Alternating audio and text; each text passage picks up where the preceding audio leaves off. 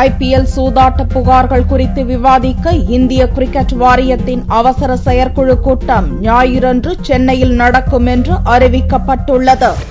IPL போட்டியில் spot fixing மற்றும் சூதாட்ட புகார்கள் தொடர்ந்து விஸ்வரூபம் எடுத்து வருகிறது. BCCI தலைவர் சீனிவாசனின் மருமகனும் சென்னை சூப்பர் கிங்ஸ் அணியின் கௌரவ உறுப்பினருமான குருநாத் மெய்யப்பன் சூதாட்ட வழக்கில் கைது செய்யப்பட்டுள்ளார். இதனால் BCCI தலைவர் சீனிவாசன் பதவி விலக வேண்டும் என்ற வலியுறுத்தல்களும் நிர்பந்தங்களும் அதிகரித்து வருகின்றன.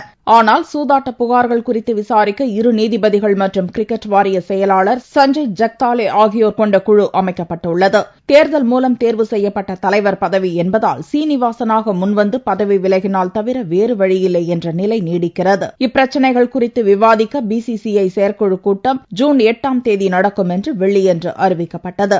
சீனிவாசனுக்கு தொடர்ந்து நெருக்கடி நீடித்து வந்த நிலையில் இந்திய கிரிக்கெட் வாரியத்தின் செயலாளர் சஞ்சய் ஜக்தாலே, பொருளாளர் அஜய் ஷிர்கே ஆகியோர் வெள்ளியன்று திடீரென்று பதவிகளை ராஜினாமா செய்தனர். விசாரணை குழு உறுப்பினர் பொறுப்பில் இருந்தும் வெளியேறுவதாக ஜக்தாலே அறிவித்துள்ளார். இதனால் சீனிவாசனுக்கு நெருக்கடி மேலும் அதிகரித்துள்ளது. இந்நிலையில் BCCIயின் அவசர செயற்குழு கூட்டம் ஞாயிறன்று சென்னையில் நடக்கும் என்று அறிவிக்கப்பட்டுள்ளது.